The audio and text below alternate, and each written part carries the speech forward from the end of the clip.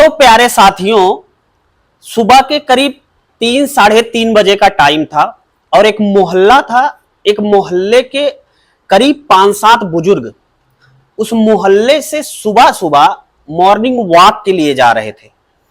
अब वो जिस रास्ते पर मॉर्निंग वॉक करते थे रोज, उस रास्ते पर वो गुजर ही रहे थे कि अचानक वो देखते हैं कि उसी रास्ते से सटा हुआ एक मकान जो काफी बड़ा और काफी सुंदर बना है, उसके अंदर से काफी तेजी से चिल्लाहट की, काफी तेजी से शोर की आवाज आ रही है। अब वो कुछ जब तक समझते हैं, वो तीनों चारों बुजुर्ग वहीं पर रुक जाते हैं और देखते हैं कि जो ये घर है उसकी जो बाउंड्री बनी हुई है, बाहर की तरफ मेन गेट लगा हुआ है, उस बाउंड्री पे, उस बाउंड्री से एक व्यक्ति बाहर की तरफ कूद रहा है।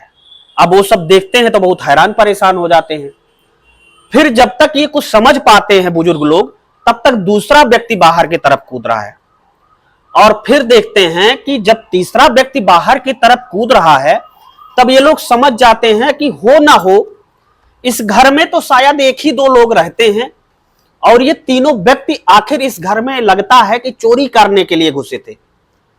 अब जैसे ही चौथा व्यक्ति बाउंड्री कूदने की कोशिश कर रहा था, वो देखते हैं कि उसी घर से निकलता हुआ व्यक्ति बाउंड्री की तरफ बाहर आता है और पीछे से एक बुजुर्ग जो शायद इसी घर में रह रहा था, उसके पीछे से पैर को जकड़ लेता है, पकड़ लेता है। अब जब ये लोग देखते हैं कि वो काफी तेजी से बुजुर्ग चिल्ला रहा है और उसके पैर को भी पकड़ लिया है, तो ये सब सोचते हैं कि वह बंदा जो घर का मालिक है वो अकेला है। तो ये 3-4 बुजुर्ग भी वहां पर दौड़ के पहुंच जाते हैं। क्योंकि सबकी उम्र ज्यादा थी, इसलिए ज्यादा ये लोग भाग दौड़ नहीं कर सकते थे। शायद इसीलिए इन बुजुर्गों ने, वो जो 3-4 लोग भागे पहले बाउंड्री कूद के, उनको नहीं पकड़ पाते हैं। अब उस व्यक्ति को ये लोग पकड़ लेते हैं और पकड़ने के बाद उसको मारना शुरू करते हैं। अब वह व्यक्ति इतनी तेजी से चिल्लाने लगता है दोस्तों, कि पूरा मोहल्ला, पूरा कस्बा ही इकट्ठा हो जाता है और समय धीरे धीरे 4:30 बज जाता है। और करीब आधे घंटे जब उसे तसल्ली से ये लोग मार लेते हैं, तो जब मोहल्ले वाले जो लोग जिधर से भी आते हैं उसे अपने हिसाब से मारना शुरू करते हैं। और फिर जब वहां पे पूरा मोहल्ला इकट्ठा होता है, तो पूरे मोहल्ले के कई लोग ऐसे थे जो इन लोगों को रोक रहे थे कि भैया मत मारो मत मारो, अब तो ये पूरा मर चुका है, इसको मार के ही छुट्टी लोगे क्या। तब ये लोग देखते हैं कि जो भीड़ है, जो मोहल्ले वाले लोग हैं, ये लोग इतनी गुस्से में हैं कि उस व्यक्ति के ऊपर चोरी करने का इल्जाम है और उसे मारना नहीं छोड़ रहे हैं। तो उसमें से एक व्यक्ति अपना फोन निकालता है और फिर पुलिस को फोन करता है। अब पुलिस को जब फोन जाता है तो करीब 1 घंटे बीत जाता है। पुलिस ठीक 5 बजे उस मोहल्ले में उस घर पर पहुंचती है और उसके बाद उस व्यक्ति को ले जाकर एक अस्पताल में एडमिट कराया जाता है। और जब अस्पताल में एडमिट कराया जाता है तो डॉक्टर लोग पुलिस को बताते हैं कि इस व्यक्ति को दरअसल इतना मार दिया गया है और इसके सर पर इतनी चोटें आई है कि यह बचने की स्थिति में नहीं है, क्योंकि खून का रिसाव पूरी बॉडी से इतना ज्यादा हो चुका है, इतना ज्यादा खून बह चुका है कि शायद अब यह व्यक्ति बच नहीं पाएगा। फिर दोस्तों, आगे जो होता है वो वास्तव में बहुत सोचनीय, बहुत ही कल्पनीय और बहुत ही अचंभित करने वाला है, जिसे मैं आगे की पूरी कहानी में बताऊंगा। यकीन मानिए कि यह घटना सन 2015 की है और आज तक पुलिस इस पूरे केस में, पूरे मामले के निस्तारण तक नहीं पहुंच पाई है। बहुत ही रोचक कहानी है, सच्ची कहानी है और बहुत ही आपको अंदर से सोचने पर मजबूर कर देगी। ये ऐसी कहानी है। तो दोस्तों, कहानी में आगे बढ़ने से पहले मेरा बस वही आपसे छोटा सा विनम्र अनुरोध है कि अगर अभी तक आपने चैनल को सब्सक्राइब ना किया हो तो चैनल को सब्सक्राइब कर देना, साथ में लाल बेल आइकन की बटन को भी प्रेस कर देना। जब भी मैं ऐसी कहानियां इस चैनल पर, आपके अपने चैनल पर अपलोड करूं, तो उसका नोटिफिकेशन आपको आसानी से मिल जाए। दोस्तों, जैसा कि आपको पता है, अपने इस चैनल पर एक मुहिम चल रही है। जिन लोगों का प्यार और सपोर्ट और प्यारा सा कमेंट हमें हमारी कहानियों पर मिलता है, उनका नाम हम कहानी में जरूर लेते हैं। तो कहानी शुरू करने से पहले कुछ लोगों के नाम हैं जिन्होंने पिछली कहानी पर हमें सपोर्ट किया था और आपसे विनम्र अनुरोध कि आप कहानी कहाँ से देख रहे थे, किस मोहल्ले से, किस गांव से, किस जिले से, किस कस्बे से, किस प्रदेश से, ये भी बता दिया करिए। उनके नाम हैं जीनक यादव हैं, बबलू डीजे हैं, अमित गोस्वामी हैं, बालकृष्ण सिंह हैं, भावेश भारती हैं, दया भाई पटेल हैं, ठाकुर रिसु राणा हैं, चंचल निषाद हैं, वाहिद उल्ला हैं बलरामपुर उत्तर प्रदेश से, जाकिर भाई हमारी वीडियो यूएसए से देखते हैं।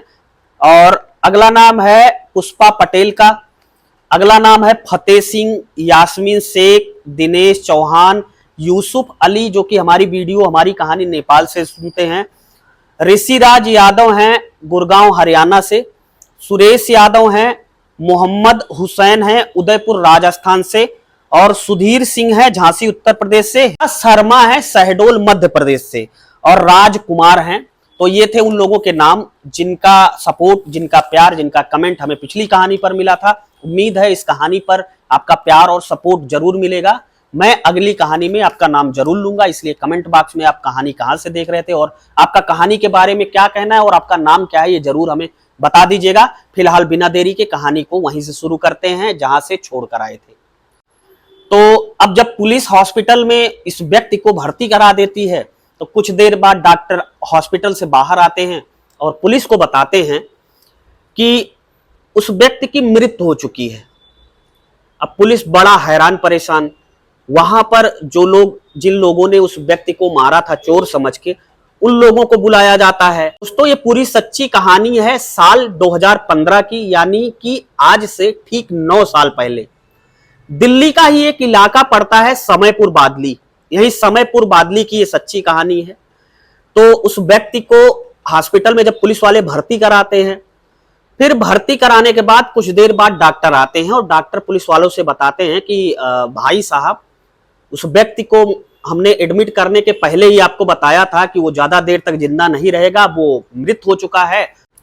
अब पुलिस के पास सबसे बड़ा चैलेंजिंग काम ये था कि आखिर ये मृतक जो चोर था वो कौन है, रहने वाला कहाँ का है, उसका हुलिया और जिन लोगों ने उसको बाकायदा पीटा था, मारा था, और घर के मालिक जिसके घर में वो चोरी करने घुसा था, सबको बुलाया जाता है, उससे पहचान करवाई जाती है। लेकिन कोई भी ऐसा व्यक्ति नहीं होता है जो इस डेड बॉडी को, उसके चेहरे को पहचान सके। अब पुलिस बड़ा हैरान परेशान, उसकी डेड बॉडी को वहीं अस्पताल के मोर्चरी में रखवाया जाता है और लोगों से शिनाख्त करने की अपील की जाती है। तो अचानक जब 24 घंटे बीत जाते हैं तो एक व्यक्ति को कहीं से पता चलती है। वो व्यक्ति हॉस्पिटल में पहुंचता है और उसके बाद पुलिस वालों से और अस्पताल प्रशासन से उस बॉडी की शिनाख्त करने की अपील करता है। अब पुलिस वालों को सुराग चाहिए था, पुलिस वाले उसे डेड बॉडी के पास ले जाते हैं। अब वो डेड बॉडी के पास जब पहुंचता है तो डेड बॉडी की पहचान करता है और कहता है कि मैं इन्हें भली भांति जानता हूं, अच्छी तरीके से पहचानता हूं, जहां का मैं रहने वाला हूं उसके बगल एक गांव है, उसी गांव के रहने वाले हैं और इनका नाम धर्म सिंह है। पुलिस वाले कहते हैं कि क्या जो तुम कह रहे हो ये बिल्कुल सही है? तो वो व्यक्ति कहता है कि साहब जो मैं कह रहा हूं वो बिल्कुल सत्य है, मैं अच्छी तरीके से इन्हें पहचानता हूं, इनके घर मेरा आना जाना है, इनको व्यक्तिगत तौर पर, पारिवारिक तौर पर, सामाजिक तौर पर मैं पहचानता हूं। तो एक दो लोगों के नाम और बताता है जो धर्म सिंह को पहचानते थे। अब पुलिस 2-3 लोगों को और बुलाती है। अब वो 2-3 लोग जब देखते हैं कि भाई बॉडी ये है तो वो लोग भी शिनाख्त करते हैं कि हाँ सर ये धर्म सिंह की बॉडी है। अब पुलिस उसके घर जाती है, धर्म सिंह की पत्नी और धर्म सिंह के पिताजी को लेकर अस्पताल आती है। अब जब धर्म सिंह की पत्नी अपने पति धर्म सिंह की बॉडी को देखती हैं तो उनके पैरों के नीचे की जमीन खिसक जाती है। और उस बाप का सोचिए जिसका बेटा अस्पताल में है और उसके ऊपर इल्जाम चोरी का लगा है। पिताजी भी बहुत हैरान परेशान। खैर पुलिस पोस्टमार्टम कराती है। पोस्टमार्टम कराने के बाद धर्म सिंह की बॉडी धर्म सिंह के परिवार वालों को, यानी कि उसकी पत्नी और उसके पिताजी को सौंप दी जाती है। और फिर जब धर्म सिंह का शव गांव में पहुंचता है तो वहां बहुत लोगों की भीड़ होती है। करीब 1000 लोगों के बीच में धर्म सिंह का अंतिम संस्कार किया जाता है और इसकी गवाही बहुत सारे लोग वहां पर इकट्ठा होकर बनते हैं। अब धीरे धीरे समय गुजरने लगता है। दरअसल धर्म सिंह ट्रक का एक बड़ा ड्राइवर था जो बड़ी बड़ी ट्रकों को चलाया करता था और वो दिल्ली के ही एक ट्रांसपोर्ट बड़ी कंपनी में ड्राइवर की नौकरी करता था। अब जब ये बात घर वालों को पता चलती है कि धर्म सिंह उस रात चोरी करने गया था, तो वो लोग भी नहीं समझ पाते हैं कि आखिर ये चोरी कैसे करने गया था, क्या वजह थी कि ये तो नौकरी पे गया था अपनी ड्राइवरी करने। क्या ऐसा हो गया कि धर्म सिंह को चोरी करने की लालसा हो गई, चोरी करने की इच्छा आ गई। खैर धर्म सिंह बहुत अच्छा आदमी था, उसका समाज में लोगों से अच्छा खासा बनती थी, लोगों से प्यार करता था। इधर जनता में भी लोग, गांव वाले, मोहल्ले वाले सब यही सोच रहे थे कि आखिर धर्म सिंह ऐसा क्या हो गया जो ठीक ठाक था। बस धर्म सिंह के अंदर एक ही दिक्कत थी, एक ही परेशानी थी कि वो शराब का भारी मात्रा में सेवन करता था। तो लोगों ने कहा हो सकता है 2-4 मित्रों के साथ बैठा हो और शराब वगैरह पी ली हो, उसके साथ उनका दिमाग बहक गया हो और फिर ये चोरी करने गया हो। खैर धीरे धीरे दिन गुजरते रहे। अब उसका 13वीं संस्कार हुआ, 13 दिन बीत गया, सारा कुछ क्रियाक्रम घर वालों ने कर दिया। अब धीरे धीरे 21वां दिन आ गया। 21वें दिन सब लोग अपना नित्य काम करके सुबह सुबह फ्रेश वगैरह होके अपना सब अपने काम में जुटे थे। करीब 10-11 बजे के आसपास घर वाले ही नहीं, गांव वाले देखते हैं कि धर्म सिंह शराब के नशे में मस्त होकर गांव के अंदर प्रवेश कर रहा है और जो ही मिल रहा है उससे राम राम कर रहा है। अब जो लोग वहां पर गांव के देखते थे कि धर्म सिंह उनसे राम राम कर रहा है, अरे धर्म सिंह का तो अभी 21 दिन पहले अंतिम संस्कार हुआ है। अब जो धर्म सिंह को देखता वो बेहोश हो जाता या चिल्ला के गांव की तरफ भागता, लेकिन धर्म सिंह अपने शराब के नशे में सीधा अपने घर पहुंच जाता है।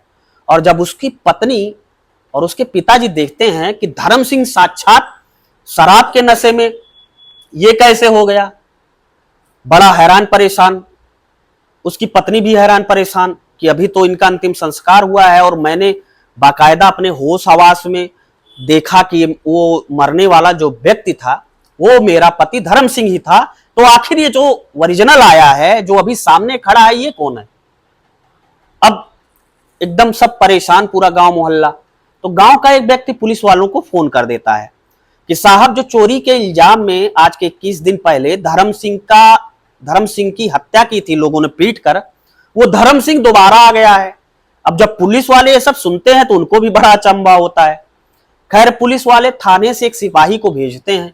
अब सिपाही जब घर पर आते हैं तो धर्म सिंह से पूछताछ करना शुरू करते हैं, लेकिन धर्म सिंह उस समय शराब के इतने नशे में था कि धर्म सिंह कोई भी जवाब पुलिस वालों को नहीं देता है। अब पुलिस वाले, पूरा थाना एकदम परेशान, इधर गांव मोहल्ला सब, घर वाले, पत्नी पिताजी का बुरा हाल कि आखिर ये कौन है और मरने वाला कौन था। तो पुलिस का एक सिपाही रात भर धर्म सिंह के घर पर ही बैठा रहता है, इसलिए कि धर्म सिंह का जब नशा सुबह कम होगा तो धर्म सिंह बताएंगे कि क्या कैसे हुआ था। अब सुबह जब धर्म सिंह का नशा कम होता है, पुलिस वाले उन्हें बाकायदा थाने पे ले आते हैं। थाने पे पूछताछ होती है तो धर्म सिंह बताते हैं कि मुझे कुछ नहीं पता है कि किसने मुझे मारा था और मैं तो किसी चोरी के केस में गया ही नहीं था। मैं तो अपनी ड्यूटी पे था। मैं कश्मीर गया, कन्याकुमारी गया, मेरे ट्रांसपोर्ट वालों ने बंगाल भेजा मुझे, मैं वहां गया। पुलिस वालों ने कहा अच्छा ठीक है, तुम जो कह रहे हो वो सब सही मान रहे हैं, हमें दिक्कत नहीं है, हम ये नहीं सोच रहे कि तुम झूठ बोल रहे हो, लेकिन कोई व्यक्ति क्या बिना 21 दिन अपने पत्नी, अपने बच्चों, अपने बाप को कॉल किए रह सकता है फोन पे। तो धर्म सिंह कहते हैं दरअसल आप मेरी पत्नी और मेरे पिताजी को बुला लीजिए। जब मैं गया था तब हमारे घर वालों से झगड़ा हुई थी, इसके गुस्से की वजह से मैंने घर वालों को कॉल नहीं की। पुलिस वाले कहते हैं कि ठीक है कोई बात नहीं, कॉल नहीं की, लेकिन तुम कुछ झूठ बोल रहे हो, तुम्हारे अंदर कुछ गलत है। धर्म सिंह कहता है साहब मैं बिल्कुल झूठ नहीं बोल रहा हूं, मैं जो कह रहा हूं बिल्कुल 100% सही कह रहा हूं। वाले कहते हैं कि ठीक है। अब सबसे बड़ा सवाल यह था कि अगर धर्म सिंह सही सही में जिंदा है तो मरने वाला कौन था। अब पत्नी और पिताजी को फिर से थाने पे बुलाया जाता है, उनसे पूछा जाता है कि जिस डेड बॉडी की आपने पहचान की थी किस आधार पर पहचान की थी। तो उन लोगों ने कहा कि दरअसल पूरा होलिया एकदम इन्हीं से मिल रहा था और उस डेड बॉडी में एक खास और पहचानने की बात थी कि उस डेड बॉडी की जो ये वाली उंगली है, हाथ की लास्ट उंगली, जिसे हम सबसे छोटी उंगली कानी उंगली कहते हैं, वो उंगली जो है वो कटी थी और धर्म सिंह की भी कटी है। पुलिस ने धर्म सिंह को बुलाया, हाथ में देखा तो पता चला कि सबसे छोटी ये वाली उंगली धर्म सिंह की कटी है। अब पुलिस भी कुछ बोल नहीं पा रही थी। पुलिस ने चुपके से अगले दिन ट्रांसपोर्ट ऑफिस में संपर्क किया जहां पर ट्रक चलती थी, जो ट्रांसपोर्ट की कंपनी थी। वहां से सारे रजिस्टर निकाले, मालिक से पूछताछ की, मालिक ने सारे रजिस्टर दे दिए। पुलिस ने तहकीकात की, पूरे रजिस्टर चेक कर लिए, लेकिन जो धर्म सिंह ने थाने में बताया था हूबहू वही रजिस्टर भी बता रहा था कि वो कश्मीर गया, कन्याकुमारी गया, बंगाल गया और उसने 21 दिन की लगातार ट्रक चलाई, 21 दिन की लगातार ट्रिप की। अब मामला और पेचीदा बन गया। पुलिस वालों को लगा कि कहीं ना कहीं इसका मालिक और धर्म सिंह दोनों झूठ बोल रहे हैं। अब पुलिस वालों ने जिन जिन रूट पर वो गया था, जिस दिन चोर की मृत्यु हुई थी, लोगों ने मारा था, उसके 3 दिन बाद का सीसीटीवी कैमरा हाईवे का निकलवाना, टोल टैक्सों का, जहां पे टोल टैक्स ट्रक वाले कटवाते हैं, वहां का टोल का कई सीसीटीवी कैमरे की फुटेज निकलवाई गई और फुटेज में यह साबित हुआ कि वास्तव में धर्म सिंह उस व्यक्ति के मरने के बाद भी ट्रक चलाई है और वास्तव में धर्म सिंह जिंदा था और धर्म सिंह जिस जिस रूटों पर जाने की, जिस जिस रास्ते पर जाने की बात कर रहा है वो एकदम सही है। बाकायदा सीसीटीवी फुटेज में उसकी फोटो, वीडियो और वो स्टीयरिंग पर ट्रक चलाते दिखता है। पुलिस बहुत जांच करती है, लेकिन 2015 से आज 2024 हो गया, पुलिस अभी इस केस में यहां तक नहीं पहुंच पाई है। फिर अगर धर्मपाल सिंह अभी जिंदा है तो मरने वाला धर्मपाल सिंह कौन था, यह पुलिस के लिए अभी भी एक यक्ष प्रश्न बना हुआ है। तो दोस्तों, ये थी आज की पूरी कहानी। उम्मीद है कहानी आपको पसंद आई होगी। कहानी अगर पसंद आई हो तो अपने जानने वालों को, इष्ट मित्रों को, दोस्तों को कहानी को जरूर शेयर करें। इस कहानी को सुनाने का आपको मकसद किसी को हैरान करना या परेशान करना नहीं था। इस कहानी को सुनाने का मकसद सिर्फ इतना था कि आप सतर्क रहें, जागरूक रहें, अपने आंख, कान, नाक सब कुछ खुले रखें। इस चीजों को पहले आप जांच लें, परख लें कि अगर कहीं से आवाज आ रही है, कहीं ऐसी प्रतिक्रिया हो रही है तो वास्तव में हकीकत क्या है और क्या गुजर रहा है किसी के ऊपर, सारा चीज वेरीफाई करके तभी कदम बढ़ाएं। तो ये थी आज की कहानी। कहानी को शेयर कर देना, चैनल को सब्सक्राइब ना किया हो तो चैनल को सब्सक्राइब कर देना। मिलता हूं ऐसी एक नई कहानी के साथ आपको जल्द ही। तब तक के लिए जय हिंद, वंदे मातरम। जाते जाते बस इतना ही कि कमेंट बॉक्स में आप कहानी किस जिले से, किस गांव से, किस मोहल्ले से, किस प्रदेश से देख रहे थे और आपका नाम क्या है, कहानी के बारे में आप क्या कहना चाहते हैं, ये जरूर बता दीजिएगा। हमें आपके कमेंट का इंतजार रहेगा।